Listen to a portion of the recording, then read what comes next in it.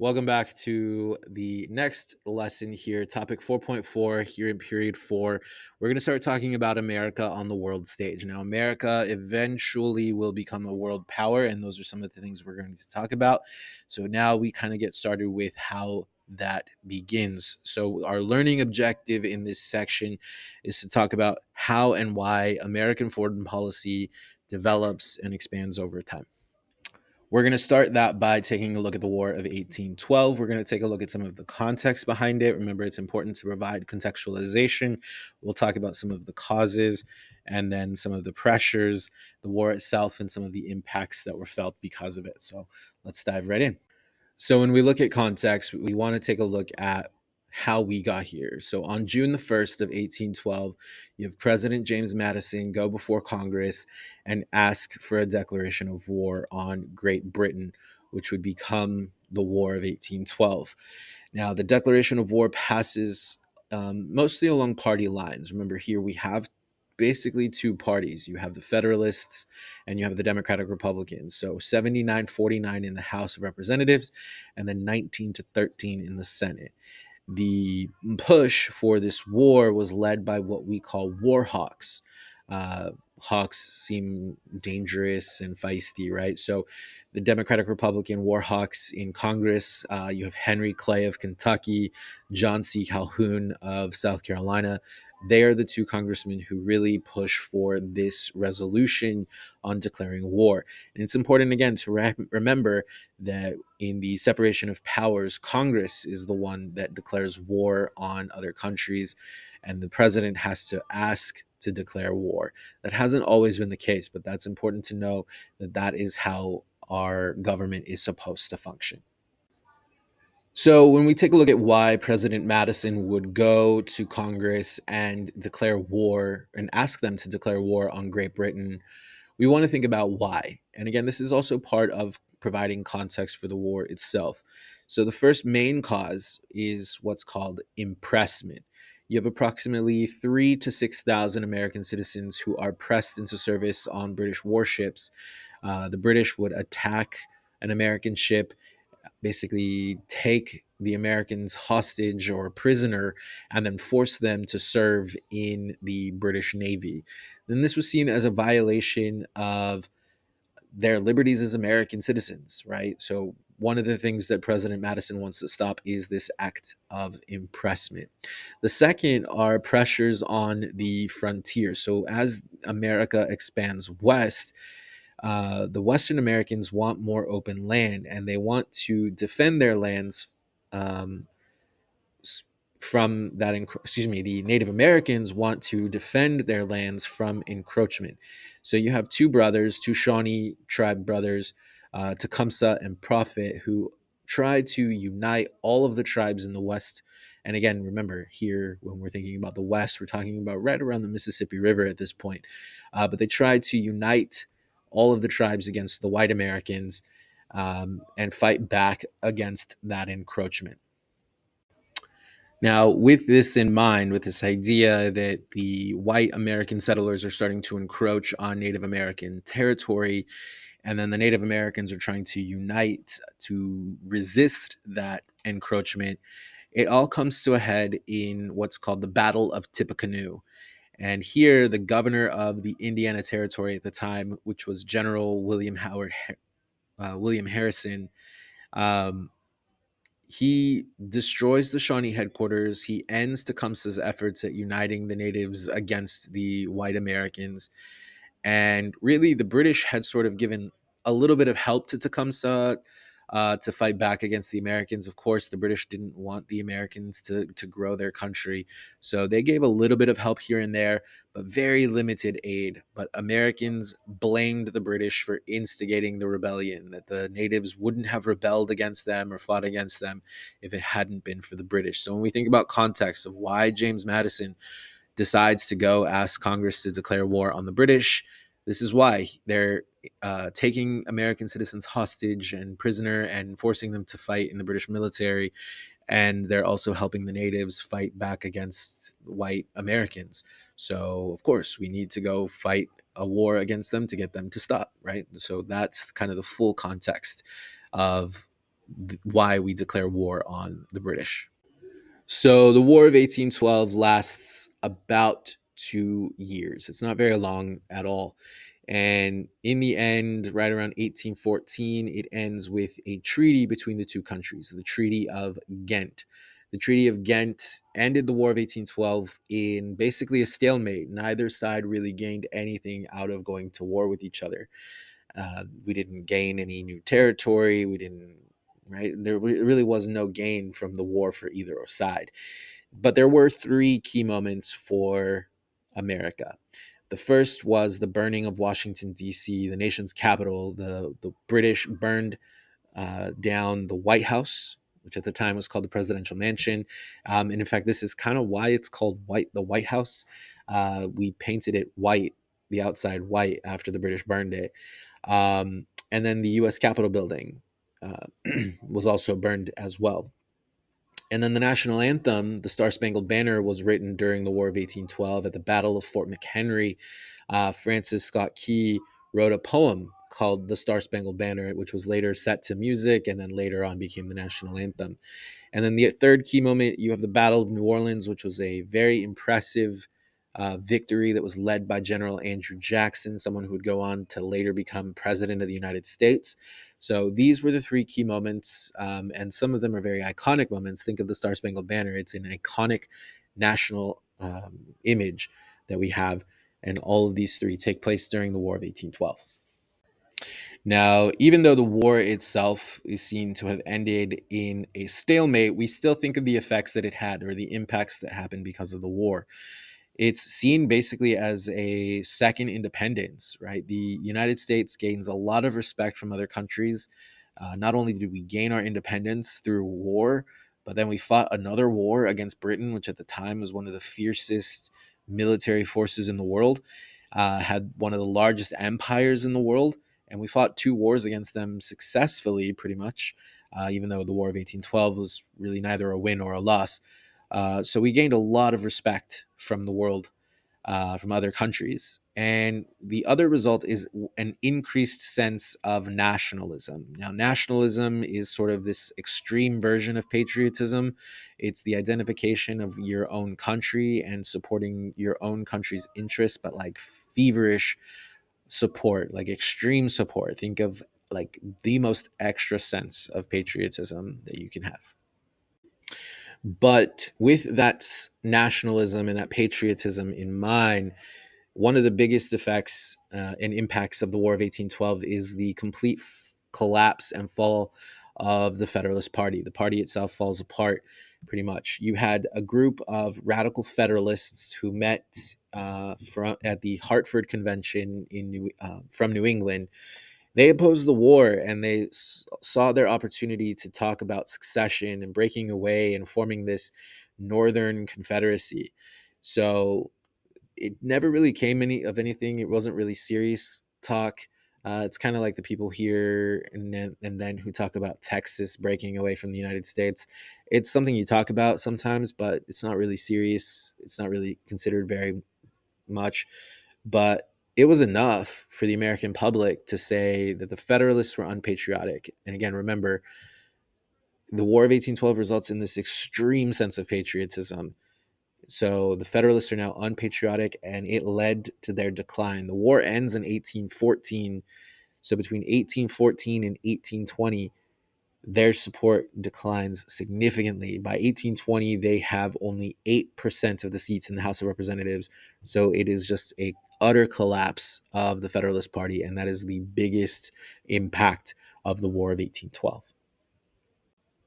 Now, moving right along, we'll talk about Florida here. And now that we've had this war with Britain, we're going to start talking about expanding our territory and sort of flexing our muscle here.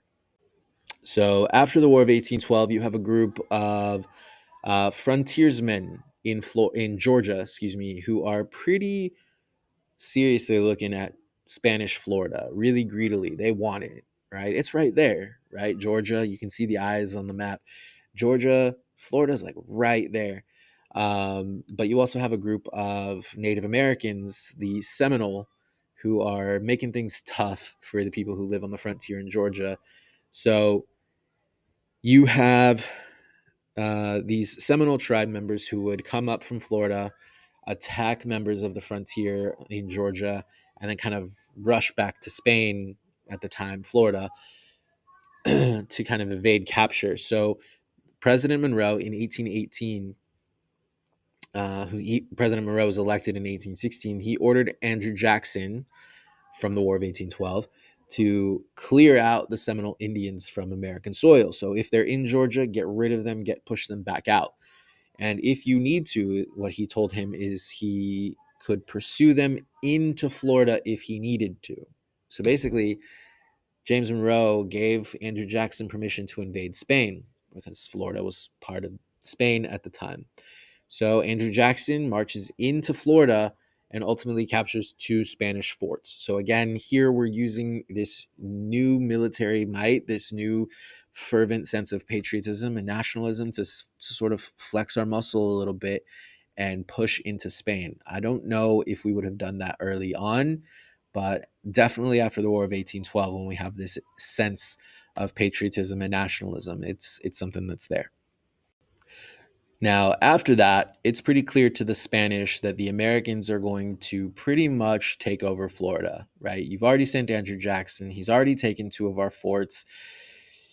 You're coming for us, right? So the Secretary of State at the time, John Quincy Adams, who would later become president and the son of the second president of the United States, John Adams, met with a minister from Spain, Luis de Onís, and they negotiate, right? Spain says, you're pretty much coming. We got to figure this out before it becomes a huge war. The United States offers $5 million for Florida. Spain takes it. And in exchange, Spain also gives over its claims to the Oregon Territory, which is that purple bit on the map here in the northwest corner of the United States, which gives the United States claim to land from one ocean to the other, all the way to the Pacific Ocean. And if we remember, we'll start talking about Manifest Destiny again soon. This was the goal of Manifest Destiny, from sea to shining sea, to expand U.S. territory from one end to the other. That was the goal, and we now had claim to land all the way to the Pacific Ocean. Now, James Monroe, right, pushed the Seminole tribe out of Georgia, pushed them back into Florida, and then ultimately is successful in getting Florida from the Spanish. So now, again, we sort of feel this sense of military might, this sense of power. And now we want to flex our muscle a little bit here. So Monroe comes up with a doctrine, and that's what we'll talk about here next. For the most part, the US is concerned about its own growth, right? Growing from one end of the continent to the other, that idea of manifest destiny. It's something we'll talk about again as we go. But it does not ignore that Europe has a lot of ambitions in the Western Hemisphere of taking territory, claiming colonies, etc. In fact, in 1821, Russia, which at the time had a territory of Alaska, or claimed the territory of Alaska, they extended their claim in North America down to the 51st parallel, which is a longitude line, or a latitude line, excuse me, um, in order to protect their interests near Alaska. So they said, from this line, and I drew sort of a line on the map, or an arrow on the map where that would kind of be. So imagine drawing a straight line across there. Russia said no ships could enter those coastal waters north of that point, and if you did, they would fight you, right? So Russia is laying claim in North America. Now we'll talk about what happens with Russia later. We end up buying Alaska from them, so we'll talk about that more. But here again, this is a European power, Russia, claiming parts of territory and really laying claim to things here in the Western Hemisphere. And James Monroe is not a fan of that. And now America, we're a continental power. We go from one ocean to the other. We cover the continent. So we need to figure out a way to deal with that.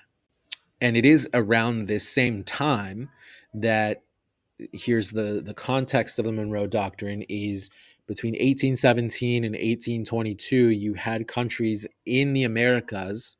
Now we call them the Americas because it's North America and South America. Uh, you also have Central America in there, but you had nations in the Americas that were declaring their independence from Spain. So in 1816, you have Argentina. In 1817, you have Chile. 1819, Colombia and Venezuela. And then in 1821, you have Mexico and Peru, who all declare independence from Spain. And now they are independent countries, independent republics. So at the Congress of Verona, which I don't remember where Verona is, I think it's in Italy, in 1822, you had Austria, Prussia, France, and Russia, which were kind of the big European powers, some of the big European powers at the time. They decided that they were going to try to regain that area for Spain in the interest of legitimacy. So basically, we're going to help Spain get those countries back. And that is the context. That's the background to why James Monroe decides enough's enough and I need to have my own doctrine here. So James Monroe went to Congress in 1823, giving his State of the Union, his annual address to Congress. And he said, and I want to make sure I get the quote right, the American continents are henceforth not to be considered as subjects for future colonization by any European power. So basically, Europe, you have what you have. You're not coming back. You're not claiming any more colonies here in the Americas. And it was a warning that if any of these European countries attempted to come in and control parts of the Western Hemisphere that was already independent, the United States would consider that to be unfriendly and would consider that to be a threat to America's peace and safety. Right? So think about that. If Spain had come and tried to reclaim Mexico, or France, if France decides to come back and try to lay claim to Mexico or Colombia, or that's going to be a threat to the United States' peace and safety. That is how strong James Monroe felt about it. Okay, but is that really how it was seen around the world? And the answer to that question is no. James Monroe's doctrine, his statement before Congress, gets very little notice, very little attention in Europe or Latin America. And the only reason that people in America or anywhere in Europe really got any sort of convincing for it was because Britain decided to take it seriously and they counted they gave their support for this doctrine. And you can sort of see why. Britain doesn't want any of these European powers expanding anymore either. So they're on board with it. So this basically comes to symbolize the completion of American independence, the formation of the American Republic. It's a shift in the global presence of the United States. The United States has literally staked its claim in the world and has claimed that it has a sphere of influence over the Americas. And in later decades, which we'll talk about, the Monroe Doctrine is really kind of a cornerstone in American foreign policy. You'll have Theodore Roosevelt later, who comes along and expands upon the Monroe Doctrine. So it really does become important here in America. But at the time, didn't really get a lot of attention in Europe or Latin America whatsoever. So let's take a look at some of the key takeaways that you should take from lesson 4.4 as we wrap up this topic here. Now, the key takeaways, there's only two. Struggling to create an independent presence, the U.S. sought to claim territory throughout North America and promote foreign trade. This is where we get the War of 1812 because we're trying to expand westward. We declare war with Britain because they're kind of getting in the way of that. And then that's where we start going into Florida. We signed the treaty with Spain to get the Oregon Territory. And then we sort of lay claim on the Monroe Doctrine. We lay claim that we have influence over the Western Hemisphere. The second, that leads us into the second point. The U.S. wants to have influence and control over the Western Hemisphere, whether that be military action, Indian removal, diplomatic efforts, kind of making friends with people in these countries in the Americas. That was the goal, to have influence and some sort of control. We'll talk about that more, especially as we get into Roosevelt and especially as we get later on and towards the 1900s. But here, right around 1823, that was the goal, to have influence over the Western Hemisphere. So that'll wrap up topic 4.4. I will see you for the next one.